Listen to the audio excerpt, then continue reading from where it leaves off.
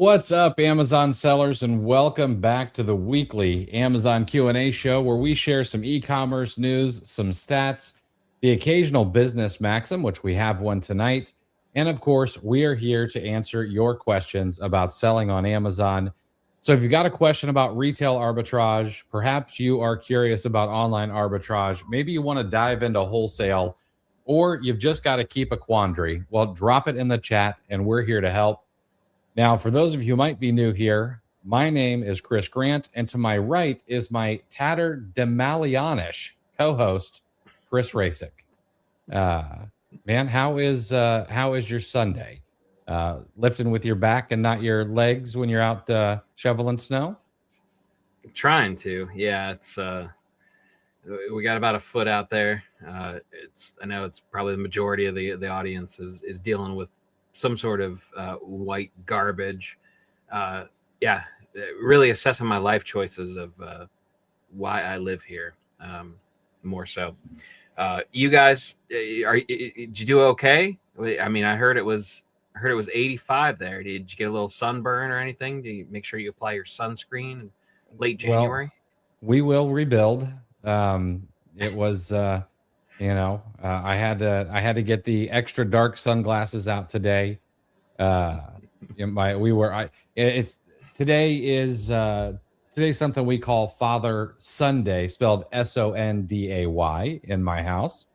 And so it was, me and the boys and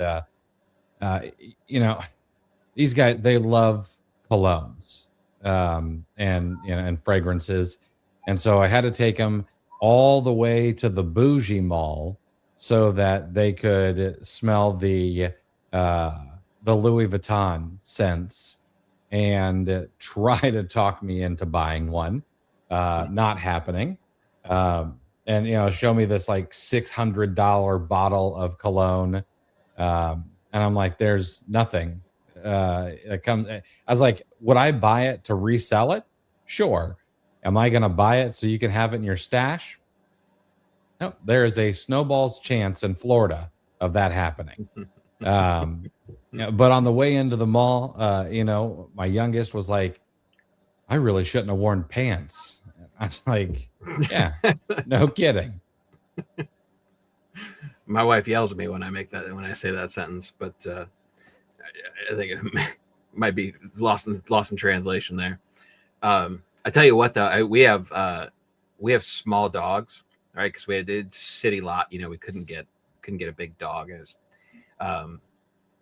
So it's funny. The one he's a corgi mix, right? So there's not a lot of clearance to begin with, and I actually kind of had to force him out. Like they just wanted to pee on the porch if they had their preference, right?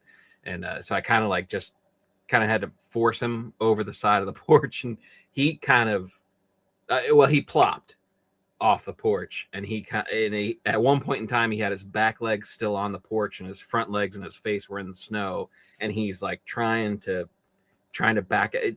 It was hilarious. I mean, as nasty and annoying as this is, taking the dogs out is a bit of comedy if you've got little ones. I will have to say one of the things that I've loved seeing is, of course, some of the animals that absolutely love it, but all the people who are using flamethrowers to get rid of snow and ice on their driveways. Thank goodness for social media. Those are the videos that are meant for social media. Yeah. If I had one, I would definitely be using it. So there's just nothing to do. My mom texts me too. She usually comes over on Sundays, and so she sent the obligatory text and said she wasn't going to be out, and I was like, yeah, I know you're not going anywhere in this weather. And then so she got mad because they finally plowed her street, but they left a big pile at the bottom of her driveway. And so she's complaining about that, and I said, Mom, what's the alternative? You want them to carve out your driveway? They would never get to your street if they were doing that over and over again. This is just kind of a necessary evil with this sort of thing. But it does scream flamethrower when you think about it, though. Absolutely. I will say this, and then we'll get to some news and stuff. But I saw one video of a guy back in my hometown of Columbus, and there is a famous donut shop, and they don't close for anything, not ever. It's called Buckeye Donuts. Been around since like the 40s or something like that. Um, Great place to get a egg and bacon sandwich or a donut. And this guy was like, I don't have anything to do. And so they stopped him because he was cross country skiing to Buckeye Donuts from his house. Good for him. And yeah, and before we shut the door on the mess that's out there right now, shout out to my wife's a nurse. She left for work about half hour ago. Postman, the people who work for the post office. I don't know what trash collection is going to do tomorrow. I'll put it out. I'm not expecting them to get to it. But shout out to the people who just kind of dig themselves out and go about their day and get the work done. There's two types of people. They're people that want adult snow days and like, what, why do we have to go into the office? And then the other people who just deal with it and fulfill their obligations. So shout out to those people. Absolutely. Yeah. That's, and not going to be nice to have to go out for a lot of those people. So yeah, that is very much appreciated, especially when they're doing things like, saving lives. And I mean, the ones making sure that we get our credit card bills, they could take the day. That'd be fine. Right. So yeah, Deal Hunter, all the essential workers. Yeah. The shout out for just digging out and going to work. Yeah. Well, it's good to have you guys here tonight. I know that we're up against some football, which saw the Pats pulled one out. So good for them. But for the rest of you who are here hanging with us, let us know what kind of questions you have. We do want to answer as many as we possibly can. But while we wait for a question or two, we've got some news. Now, this first piece of news, I don't know whether it was indigestion or something else, but I think I may have felt my heart grow 2 sizes when I read this. Nearly 30 million solopreneurs now contribute $1.7 trillion to the U.S. economy. And according to Entrepreneur Magazine, that number is expected to climb in 2026. LinkedIn has actually saw a 69% jump in people adding founder to their profiles, with 47% saying AI made them more likely to start a business.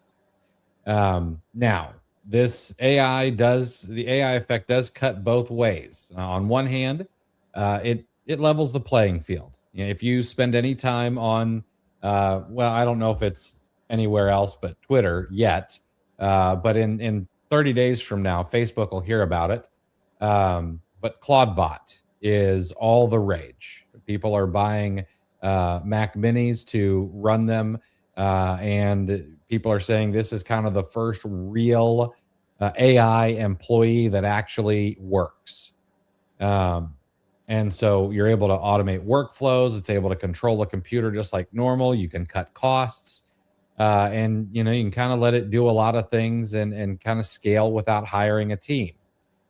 On the other hand, it's creating a bit of job market uncertainty. There are a lot of places that are dwindling headcount, and a lot of places, whether they're just using it as some PR spin or they're actually replacing people with AI, we can't know for sure, but it is getting a lot of the blame.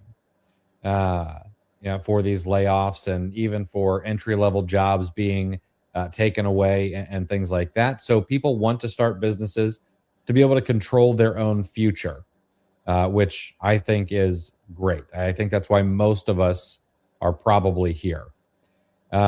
Now, here's something interesting. Where is this happening? It is not the guys in Patagonia vests on the coasts. It's not the tech bros.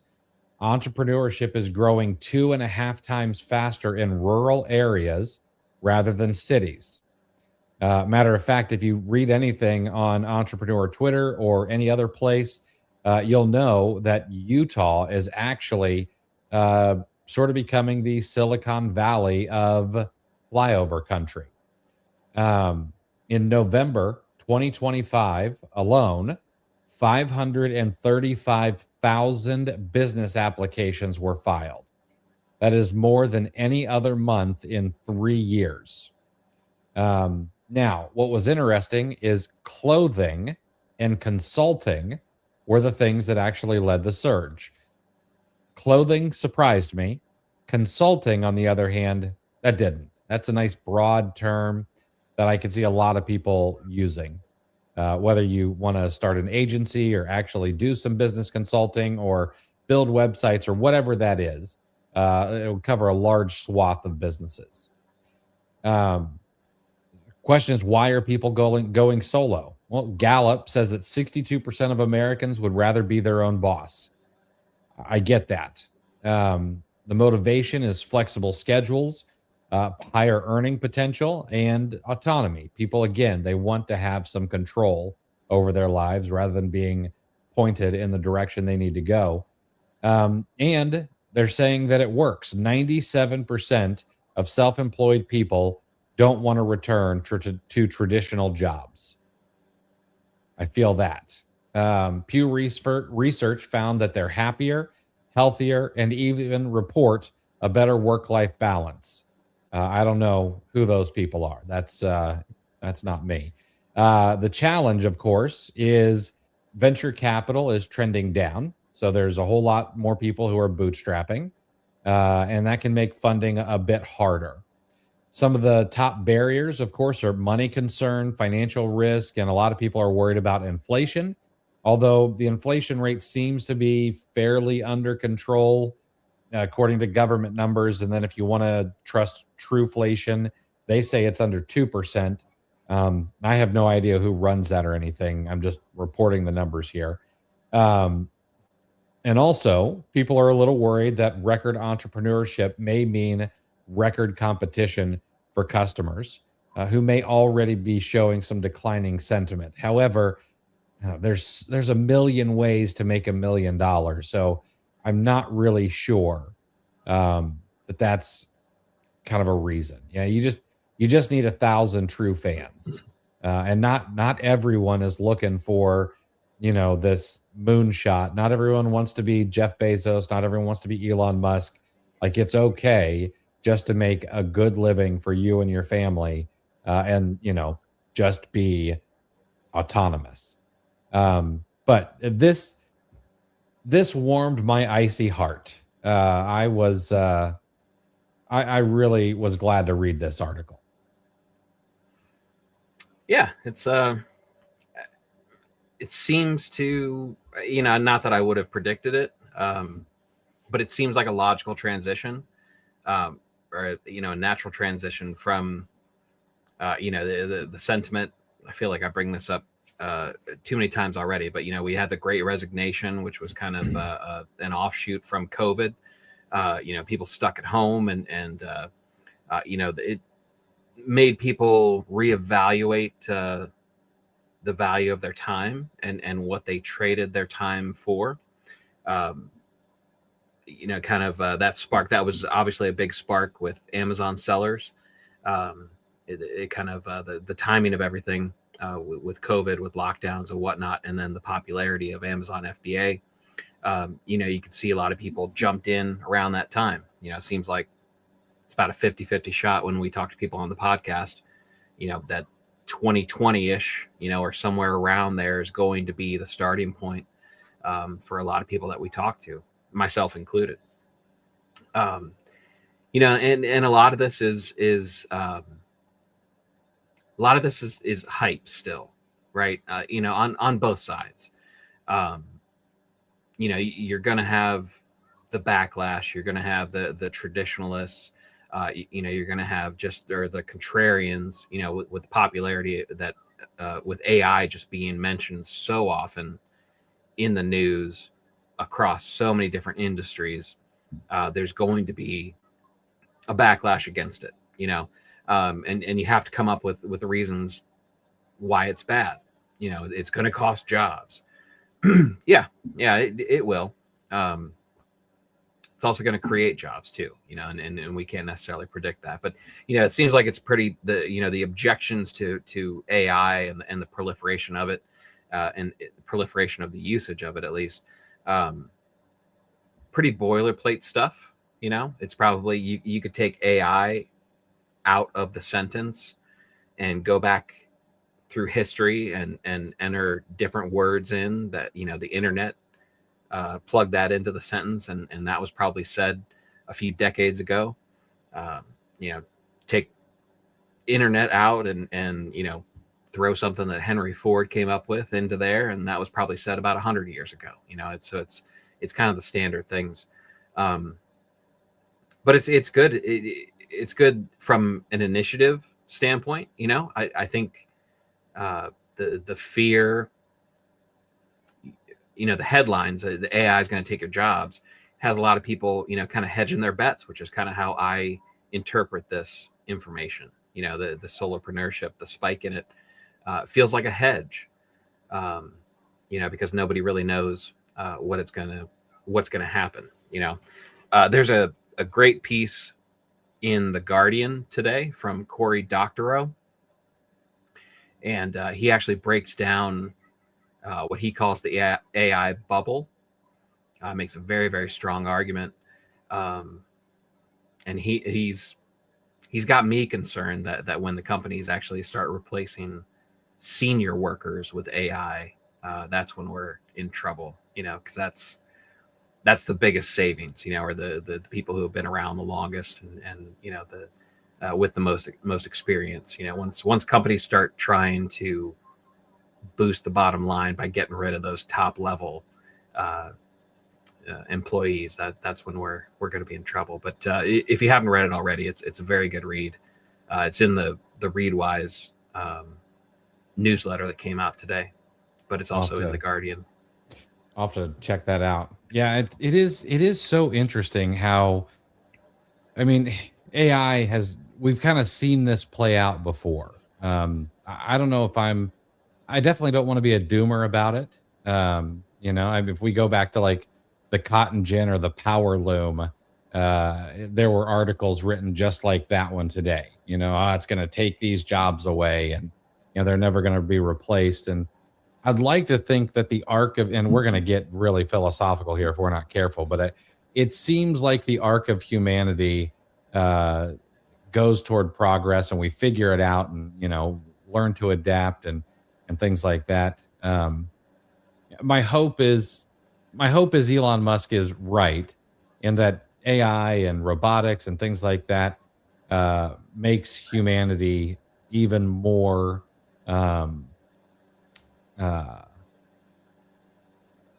successful. That's my hope. So yeah, we'll see how this goes. Yeah, a lot of it depends on how it's deployed. Cory Doctorow, very interesting point in that article that he makes is if we can make ourselves centaurs versus reverse centaurs, and he kind of makes an argument that AI, the way it's moving right now, is unfortunately making reverse centaurs, where it's a machine head with a human body, when in reality, if we can make it a human head with a machine body, that's the ideal application for AI. So it's definitely going to come down to the application. But yeah, it's an interesting time to be alive, isn't it? Yeah, absolutely. Sure is. Heather, great job. Just walked in the door from doing my first RA session. I hope it was fruitful. I talked in our group about me doing some RA about a week ago, and we talked about how what my hit rate was, and kind of broke it down. And then I I was training a shopper last week, and we're going to train again this week. And doing RA while training a shopper just absolutely humbled me. It was just, we were striking out left and right. And we ended up doing okay at the marshals, the final marshals of the night. But fortunately, actually, while I was at the mall today, I cleared the shelf of a store in the mall, which is unusual. They usually don't have prices where you can buy things RA. And so it kind of reignited some ideas, and I was like, oh yeah, I gotta make sure we hit some of these type of places too, and not just the Targets and Marshalls and stuff like that.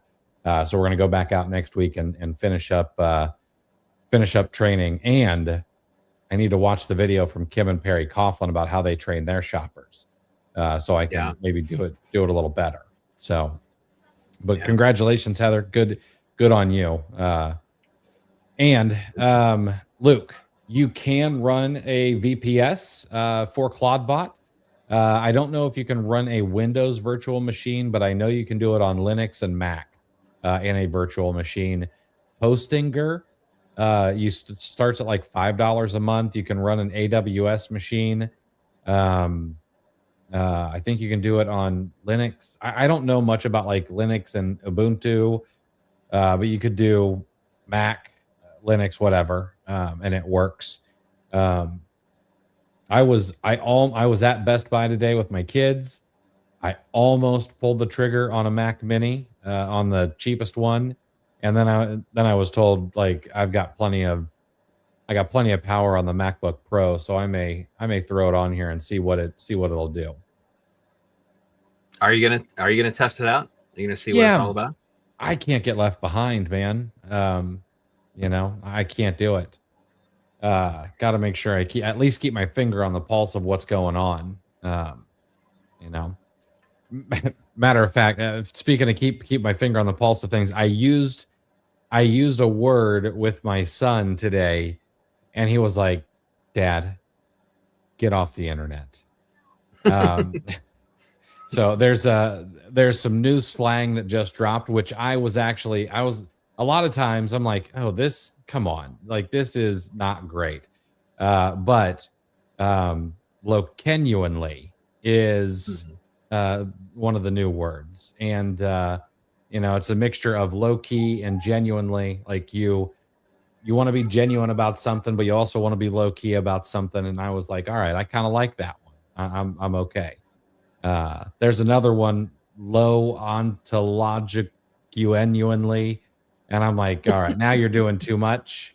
But if it's going to get them to open a book and figure out what ontological means, I'll run with it.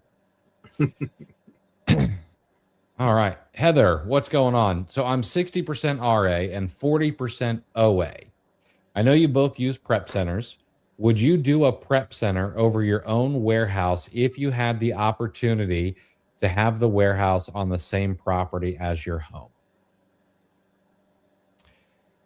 It depends. And here's my thought process. Would I love to have everything in-house? Let's say, for example, that I could buy everything tax-free, which I can get a lot of it tax-free with my reseller certificate and things like that. And let's say I could have a warehouse on my property. My problem is that I'm a horrible manager of people. Self-described, self-admitted, whatever it is, I think I'm a poor manager.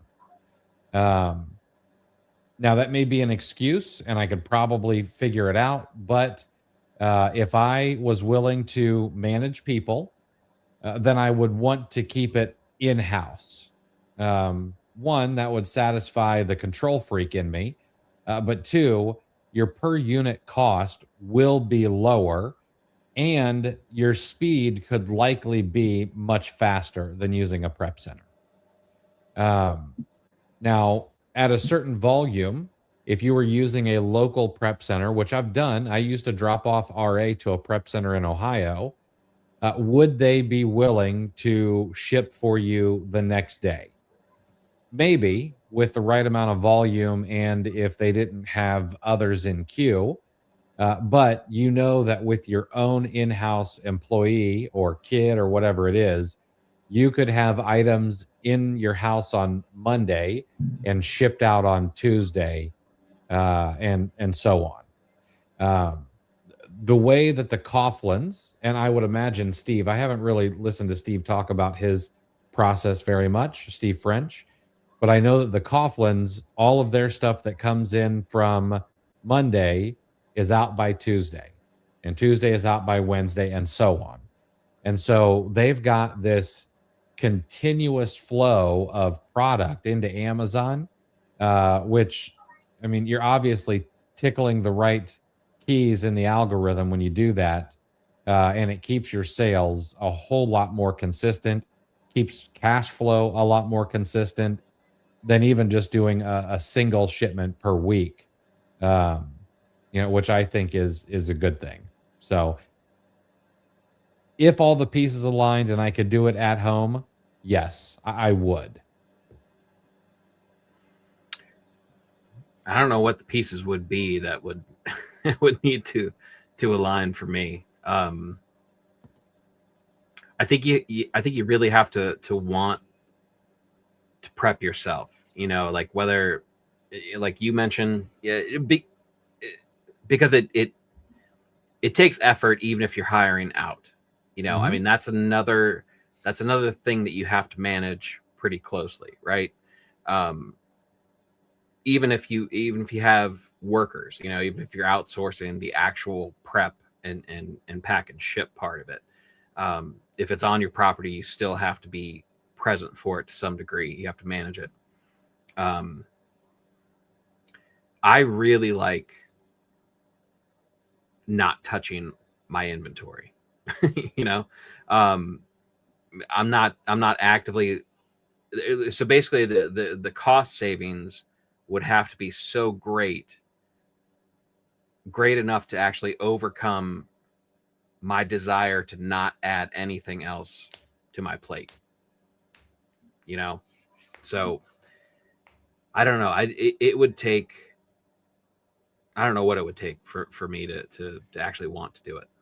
Would 25 cents a unit, would that get you there? If your Nope. overall cost, no? Okay, that's fair. Nope. I will gladly pay an extra 25 cents to not have that workload. I meant paying 25 cents compared to, say, I figured out my average prep center cost was $1.35 per unit, based on the last like 1,000 units. So paying the $1.35 compared to, say, paying 25 cents for labor and all of that stuff per unit, you'd be okay with the $1.35? So essentially, you're posing the question if I could get it down to 25 cents per unit. Yeah. Being on site.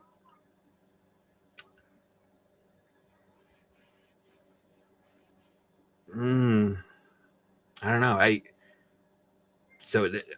Pay an extra $1.10 per unit to have somebody else handle all that still sounds attractive. I get it. I don't think there's a wrong answer here, because that $1.10, right. I mean, that essentially makes it so that you don't have to be the HR department. Right. You don't have to deal with the guy who's going to show up stoned and, pass out in the bathroom, or whatever. Mm-hmm. And I say these things tongue in cheek, but I literally know people who've had employees do this kind of thing at their warehouses. It's just, it just happens, not having to deal with that. I do agree. It's worth that $1.10. It's kind of an insurance against having to deal with that.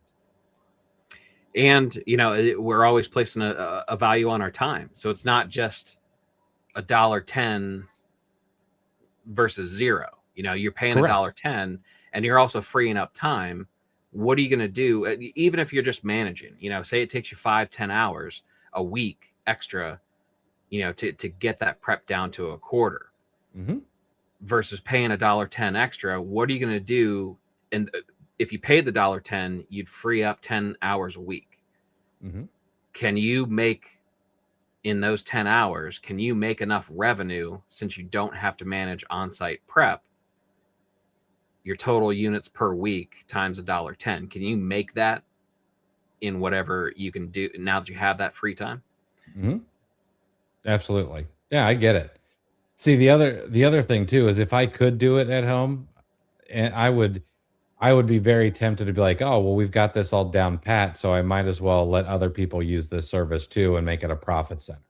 And then it becomes more of a headache. Maybe it becomes an income stream, but yeah, I don't know. Yeah, I don't think there's a right or a wrong answer. I think it just depends on what lifestyle that you want for your business. Because I like the lifestyle I have now. I mean, listen, um, I don't know why I just went blank. Zero tax prep center. Like Joel. Joel has just, there have been no problems. Like I don't have to think about anything. I don't have to worry about anything. Like, unless unless one of the companies sends out, shampoo bottles that are just busted all to heck. Uh, Literally never an issue. No inbound issues. I don't have to touch anything. It's been fantastic. All right. Fusion frame. Sorry if asked, just jumping in. I'd say with my ASINs, pure RA, in the last 2 months, 40% have become restricted. Is there a way to limit this from happening? So, first thing, let me suggest that you go in and take some time to figure out what the real number is. Now, I'm not saying this because I don't believe you, but I'm saying this because feels like and what actually happened are very often two different things. And it is a good idea to know what this actual number is so that you can make a decision going forward. The other thing, it'll give you the opportunity to look at them and are there some similarities? Is it one particular category that you seem to be getting gated in? Is it a particular kind of brand? So for example, if you're in the beauty category mostly, are you selling a fair amount of premium beauty products and those are the things that are getting gated? And maybe you need to look to mid-market and what they call pharmacy brands rather than those more premium brands. But you'll get some data out of looking at it. But then the other thing is there's not a way to limit this from happening that I'm aware of. I mean, unless you're selling Inky List and Bobby Brown and stuff like that, and you just don't know that those are all owned by Estee Lauder, and Estee Lauder is shutting down their brands one by one by one. That's the other thing. So we know some brands are getting shut down just because of who their parent is. So I would do that, but there's not a way to know for sure. The last thing I would say is if you are getting gated again, and you use the word restricted, meaning you don't have the ability to request ungating. But if you're actually just getting gated and you have the ability to request getting ungated, take your receipts, scan them into your computer, and request ungating with those. If you're buying from places like, Target, legitimate retailers, oftentimes receipts will work. And if you're using something let's say you're using your Target Circle to do some sourcing, you can gather all that stuff off of your online account and use that instead of an actual paper receipt from the store. And it might take several submissions, but you may be able to get ungated with stuff that you've already bought over the past year. So I would give that a try if you're not actually restricted, but just gated. So, question for you, Chris. Mhm. That's all. That's very good stuff. Yeah. There's definitely a possibility that for different reasons that the appearance of having brands taken away from you isn't quite as drastic as it feels, because it sucks to lose something that you sold in the past. Absolutely. I think, do you outside of that, the existing state of brand approvals for third party sellers, it's fragmented. You agree with that statement? Yeah, absolutely. Absolutely. Let's use Nike as an example. Okay.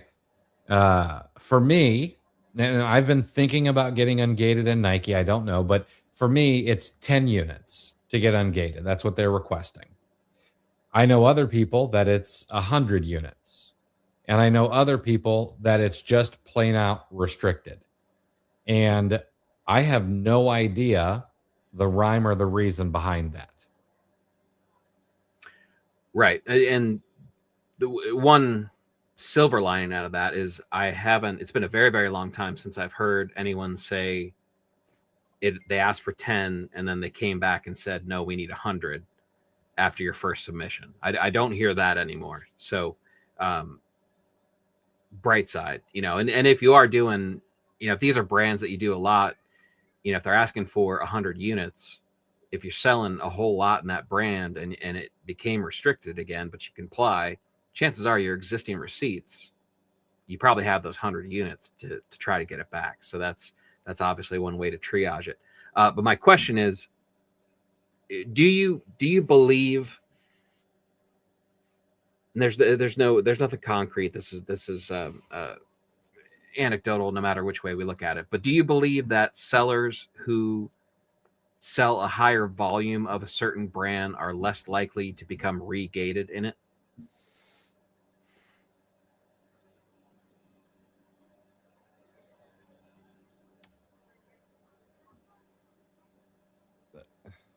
I'm not 100% sure. I mean, it certainly kind of feels that way. There's some anecdotal evidence of it. Mhm. There are even some people who, say that, oh, well, I will, if I'm a little low on this brand, I'll pick some up that are break even just to make sure, to try not to get gated in that again. I have heard people say that. Mhm. Is there concrete evidence? No. Like I know that there's stuff I'm ungated in that I haven't sold for years and years. Um, I'm actually thinking of one brand off the top of my head, one brand I bought today that I know haven't really sold any of in maybe 3 to 6 months, and it's not gone gated. Mhm. Um, but also, who knows? Amazon does some funky stuff lately. Yeah, I think there's, my opinion is there's a couple different things in play. I still firmly believe that we had another wave, a small wave of Section 3s, people going through Section 3 for a second time. Apparently, this is just going to be a recurring theme. They're just going to spot check our supply chains moving forward, is the impression that I get. And I have to believe that there's a stream of information that Amazon is collecting. I think they're spotting trends. I would imagine certain brands are more likely to be counterfeited than others. So I think Amazon is acting on their own and locking down brands regardless of third-party seller history and performance. But then we've also seen people who talk about being, you know, high 6-figure, 7-figure seller, but they stop selling for a little bit, and it seems like Amazon puts them back in the sandbox. So for some one way or another, it seems like there's an expiration date on your approval to sell certain brands. So my question is, as a strategy, knowing that anecdotal evidence is the best that we have, is going deep on certain brands, is that is there any validity to that as a strategy to maintain permission? Like, is it warranted in the current environment, or is that more dangerous now? To me, that feels awful dangerous. And the only reason I say, and I mean, I know people who are very deep in one brand doing very big business, and it works for them. But I also know other people who have had to liquidate hundreds and hundreds of units of brands that they've gotten shut down in, that they were also deep in. Fortunately, they're able to weather that. Not everyone could. We've seen that. We've seen that particular thing happen, and I'm okay with being risk on in a business. So might I do something like that? Potentially, and I would figure it out. But I would feel very bad if I ever gave that advice to somebody and be like, yeah, you probably need to go deep in this brand. And then something happened. And that is the thing that blows up their business. Sure. So for me, maybe. I just don't know I could sleep at night giving someone else that advice. Well, yeah, I totally get that, and maybe I should have set that as the parameter for the question: is if you went deep and it did get shut down, you could survive worst case scenario. This is intermediate level stuff at the very least. You don't want to try this as a new seller. Yeah. I mean, there are a couple of brands that, like, I would be, and I'm not going to say the brands, but there are a couple of brands that, like, I would be happy to go deep on regularly, especially if it was going to be for sure that it would keep me open for those brands. A couple of toy brands, couple of grocery brands, couple of beauty brands. Just because the ability to find profitable products, it just seems never ending for these ones. Yeah. I don't know. That's a good thought experiment. I like that. Can you give me some ideas beyond the rabbit trail challenge to learn how to rabbit trail in various ways? I think I've covered most of them inside the rabbit trail challenge. There's brand sourcing, both on Amazon and in Keepa Product Finder. I don't know if I covered well, actually, I think there's some that maybe I didn't know about, but there's spy foo sourcing, where you can, you take a website, like we'll use gap.com, for example. Go to spy foo, throw gap.com in there and come up with 5 of their competitors.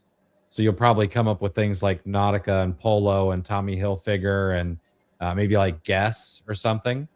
And then you could do that off of each one of those other brands. You could use a site like Trustpilot, and I'm not talking. This isn't just rabbit trailing for other ASINs. This be rabbit trailing for different places to source. But you go to Trustpilot, and you could pick a category. Let's go back to the clothing category, and you could look up Gap.com on Trustpilot, and then follow the breadcrumbs back to its parent category, and then start looking through all of the websites that sell similar products. You go into salesgazer.com and turn on every single email in SalesGazer in the US or whatever marketplace you might be in, and start looking at those websites.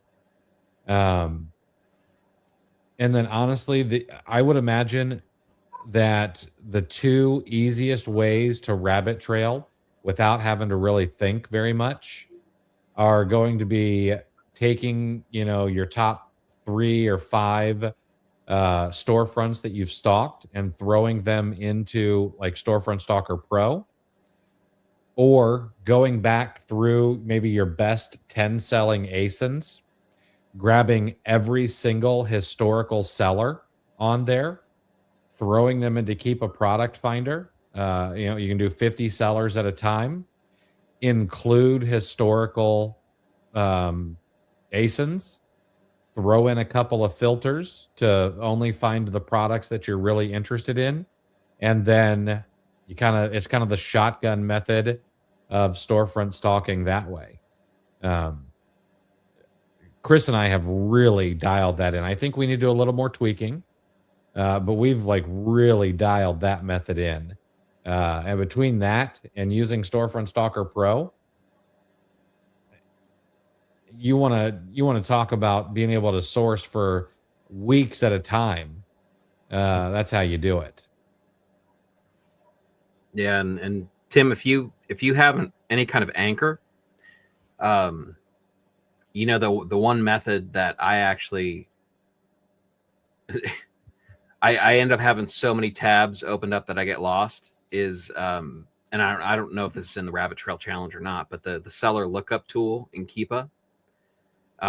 You know, if you have an anchor as far as what you like, whether it be a storefront or even a brand, you can look up the brand, you know, see the sellers that are on it and pull those sellers, run them through seller lookup, and that'll actually show you stores that have the most overlap in products.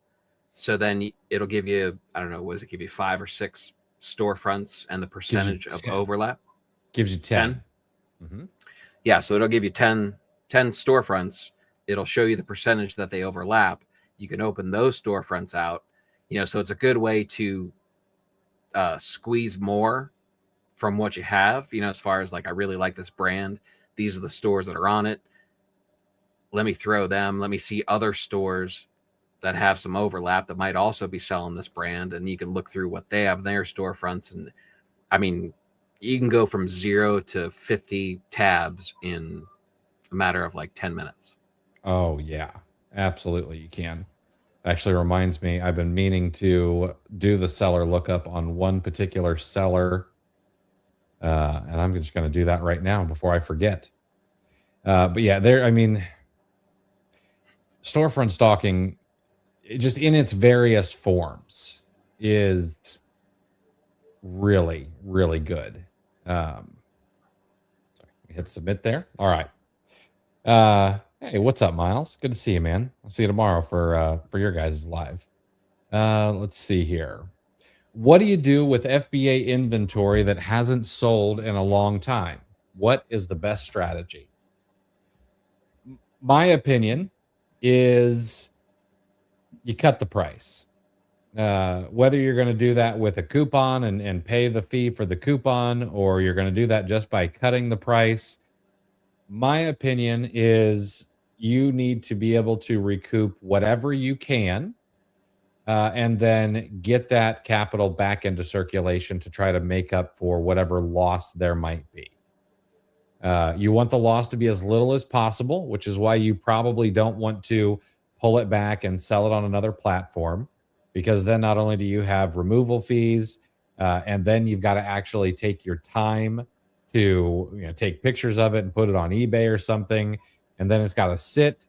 So now you've got all these handling fees, and even though you're not paying storage fees, it is taking up some mental bandwidth because you're always seeing it in your death pile and stuff like that. So it's probably best just to get whatever you can for it and then get it out. I actually recently did this with some product, had some really great orange bars, and you go and you look at the actual margins and, it stings a bit. But, inventory ages, prices don't come back like you think they're going to. And so you just get that, you pay off the credit card, you go and you redo over and try not to make the same mistake. Otherwise, other ways, there's too many costs involved, in my opinion. Yeah, you want to guard against the sunk cost fallacy. It's kind of a similar concept to when we talked about the death pile challenge, which I need to restart that as February. well. Yeah, I'm in. But you got to you have to realize that the inventory is worth $0, whether that be sitting in your death pile, not listed on eBay, or whether that be not selling in a fulfillment center. You know, it's zero. And it goes negative, you know, depending on whether you're dealing with storage fees or whether you're just dealing with, like Chris said, mental bandwidth if you have it sitting at your house, you know, taking up space. So and I always thought it was interesting, like, I don't know why I look at it differently when it feels like it's very, very similar. What, you know, whether if you have inventory sitting at Amazon that just isn't selling, not moving at all, versus death pile stuff sitting in your house collecting dust. Why am I more willing to find, if I list it on eBay, I'll take any offer. Just if you throw an offer, I am 95% likely to accept it just to get whatever capital I can and get it out of my house. But yet I don't have the same approach when it comes to Amazon inventory that just is not selling at all. You know, I'm holding out for side, you know, it must be the sunk cost fallacy just kind of creeping in there, but it It's really strong. should be the same attitude, right? Absolutely. Yeah, it's strong. I recently got rid of a pair of clothing that just didn't sell. Something that looked like it historically sold for 50 and just never moved. Ended up selling them for $9. These things cost like 30. That sucked. You know, I had to granted I only had to pay I think it was an $8 FB or referral fee instead of the 15 because it was under that 10. I think I can't remember if the clothing category does that or not, but that sucked. Hey Shannon, good to see you. Good to see you. I haven't seen you in a while. Yeah, potato, that sucks too, man. You know, getting gated to the 100, 300 units, but if you got receipts, I would try to get ungated again. And yeah, Polly, so this happens sometimes. There are going to be some items where maybe we just totally whiffed it. I've done that, you know, where I've done it. I don't do it too often if there is a sales rank, but I have completely biffed it on things where there's not a sales rank and it really looks like it's selling based on the number of sellers and it looks like the reviews are going up, but maybe I missed it and you know all the reviews are coming out of Mexico instead of the US. And so that happens sometimes. And with those, you know, once it gets to, I try not to have it get sent back to me because I have my account set up where if I'm about to get hit with aged inventory surcharges, which used to be called long-term storage fees. So I apologize if I ever call it by the wrong name. I have it shipped back to me. And when I get those things, I know that I really screwed up and it makes me feel bad. So I'll usually just have Amazon liquidate them on my behalf.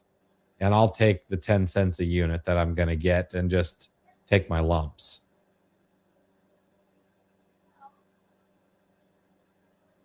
All right. We got a little bit more news, but if you guys have questions, please ask away. This time is yours.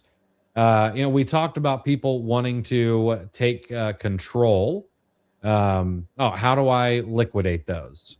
So you go in like you're going to do a recall of your inventory, and you can choose liquidation or donation rather than recalling the item to you. If you can't find it, Polly, just you know where we are. I'll get you taken care of.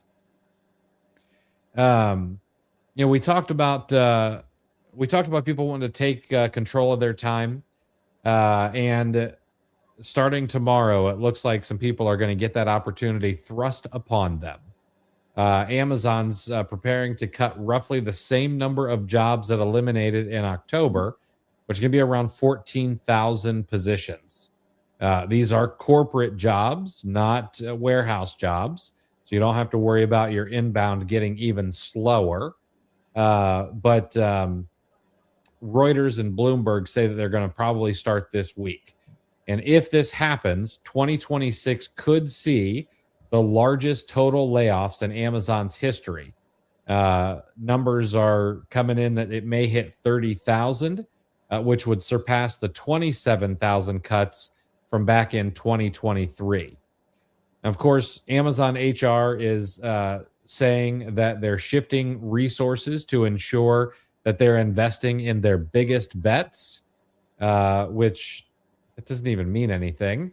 CEO Andy Jassy claims this isn't about financial strain. He's making that very clear to shareholders.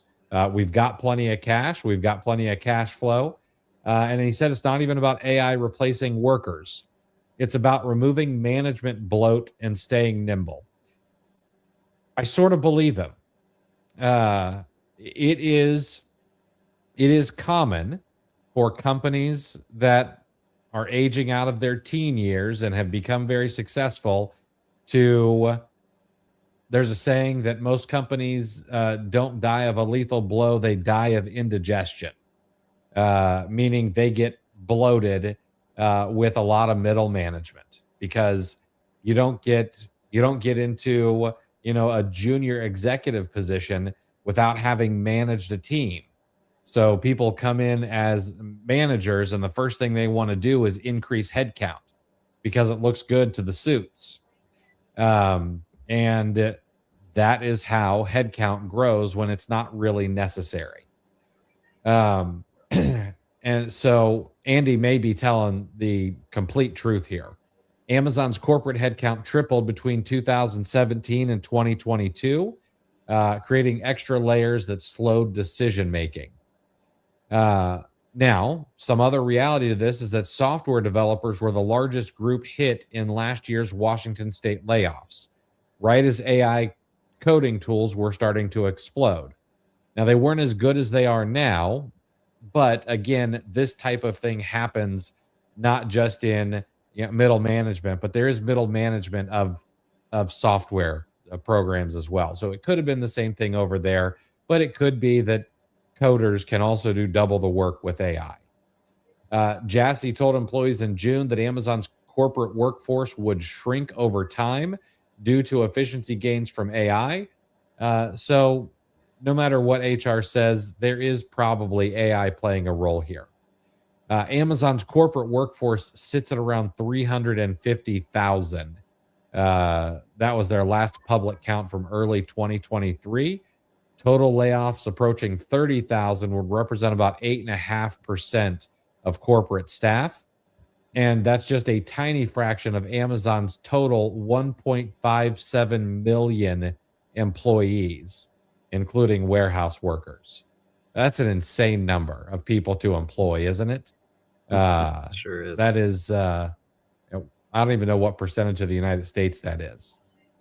Now, what does this mean for us sellers? Probably not a whole lot. It isn't going to cut any fee increases that they're thinking about. Maybe it means there's a little bit more AI, although it's not like the people in Washington state are looking over our accounts anyway. They're working on corporate things. A lot of the people in Washington don't even know what FBA is, surprisingly enough.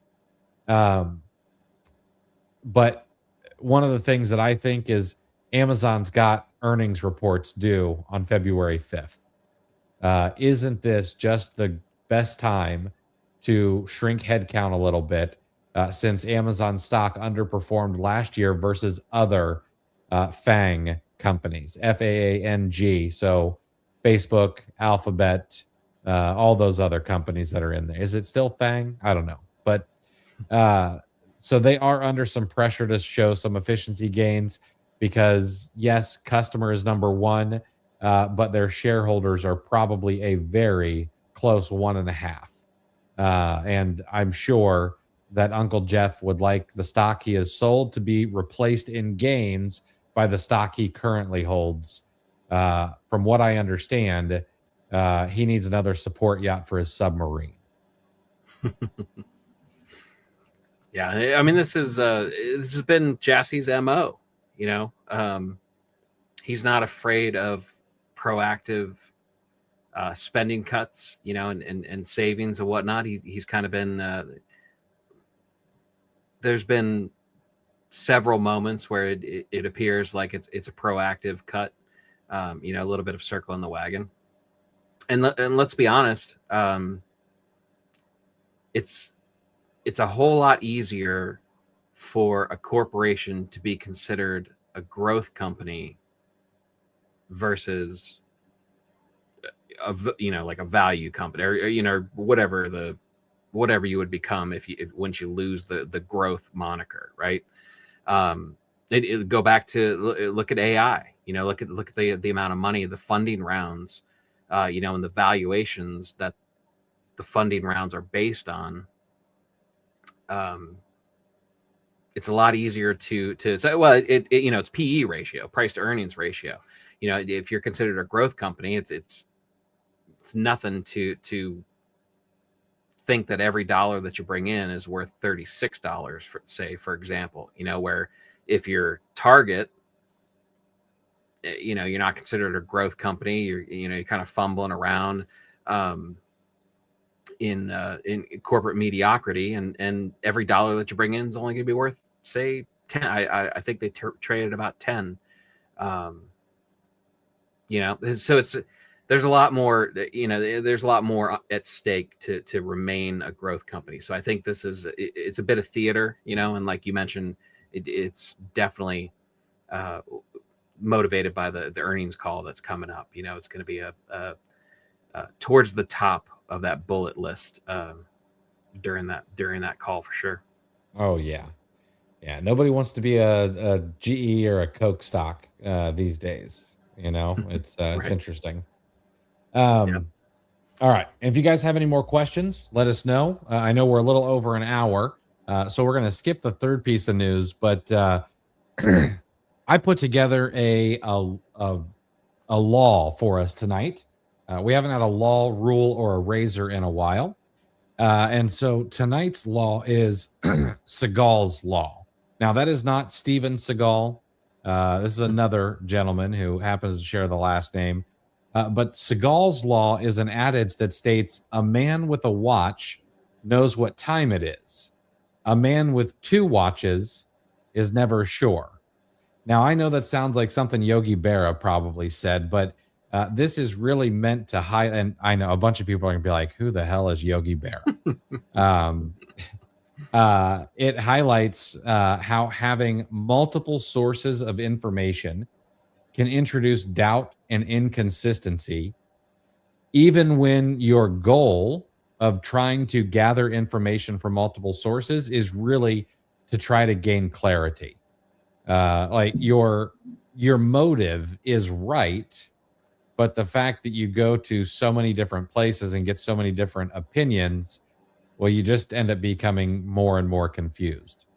The saying is often attributed to an anonymous proverb or sometimes to a jeweler's wisdom in business contexts, emphasizing that a single reliable metric or data point can provide confidence, while conflicting inputs can lead to some hesitation, some overanalysis, even some analysis paralysis.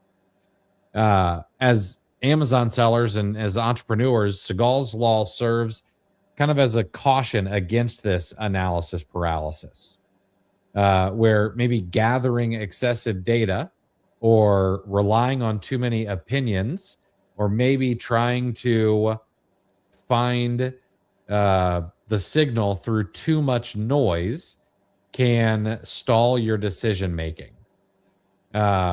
People, we operate in uncertain environments like that. That is just the very nature of entrepreneurship. It is the nature of being an Amazon seller. Sure, are there rules in place? Yes. Does Amazon always abide by them? No. Do they change them at the drop of a feather? Absolutely. And so our environment is uncertain, but that is no different than any other entrepreneur. Okay.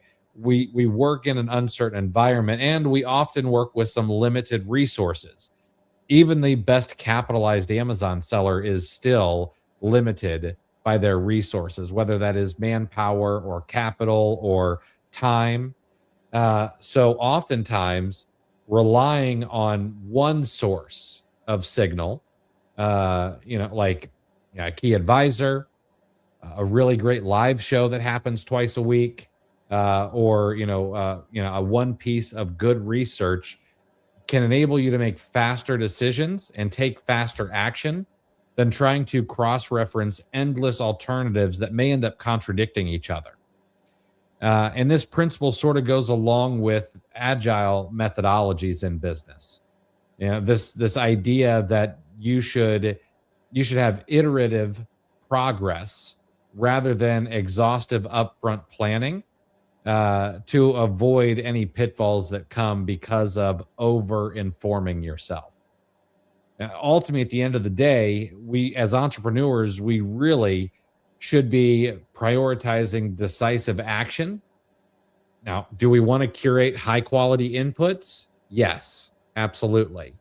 But we should be seeking perfection through volume rather than trying to do it perfect the first time. You learn a whole heck of a lot more that way. So that is Seagal's law. I came across that one today, and I found that one fascinating. Yeah, that's really good. I really like that, and I mean, it echoes so many conversations that we've had in the past. We've talked about it. It reminds me. I just read a piece from Oliver Berkman today, and there was one quote that I pulled out of it, which made me think about it. And because you think about like, oh, just one more course, or those people who are always getting ready, to start. It kind of echoes that. But the quote from Oliver Berkman is, it was in an Oliver Berkman article, but it's actually from Bruce Tift. But he says, claiming that we are problematic, psychotherapist and author Bruce Tift points out, means we don't have to engage with our lives fully because we aren't ready yet. There's something wrong that needs to be fixed first, so we have a good excuse not to show up. Which kind of it makes me think. It makes me think of those people that are like, well, I'm just not quite ready. So it's which we've talked about that, but it's almost more damning to put it this way. Be like, no, you want to have a problem. You want to have something wrong. You want to feel like you're not quite ready, because that means you don't have to do it yet. And that's the safe spot. That's the easy route. Yeah. And listen, like, I hope no one feels slapped in the face by this, because when I come across these things and then want to share them, it's typically because it smacked me in the face. Right. Like, I am so guilty of this. If I just read one more book, if I just watch one more video, and actually late last year, I caught myself doing this. Well, I'm going to go ahead and buy this course and this course, and then I might be ready to do this thing that I've been thinking about. So I am thoroughly guilty of this. It's this is something I'm going to be tucking away to remind myself probably pretty consistently. Yeah, I'm saving this one too. I could see myself referencing this again. But yeah, you're absolutely right. Like, I'm talking to myself. I just happen to be saying it out loud on a show. But don't ever get caught thinking that we have all this figured out. This is as much for our benefit as it is yours. Yeah. Oh yeah. These are wonderful therapy sessions that we just happen to go live and share with you guys. So, yep. It seems like the questions have petered off, and I get it. It is cold. Everyone probably wants to be by the fire. Good night to do a little bit of OA and hang out. I will say this before we wrap up the show: if you haven't done it already, and you are one of the like 35 or 40% of the country that's affected by this snowstorm, please, if you're doing any merchant fulfilled, put your store on vacation mode. Like, we don't know what Amazon has often in the past come out and forgiven late shipments due to massive weather events like this, hurricanes, etc. But who knows? You know, what they've done in the past does not guarantee what they'll do today. So, I mean, I'm in Florida. It's sunny and very nice out. I have a couple of things that I'm merchant fulfilling. I've put my storefront on vacation mode so that they don't sell and get stuck, you know, at the Florida Georgia border because there's a half inch of ice in Georgia and they don't know how to handle that up there. So highly suggested, at least for a couple of days till things get cleared up. And hope everybody stays safe and stays warm. And I don't know, enjoy the time to work a little extra on your business or hang out with your family or hide from your family, whatever you need to do. All right. That's it for us, everybody. We'll see you back on Wednesday, 7 p.m. Eastern. We'll do this all over again. Let's have a kick-ass week. Talk to you guys soon.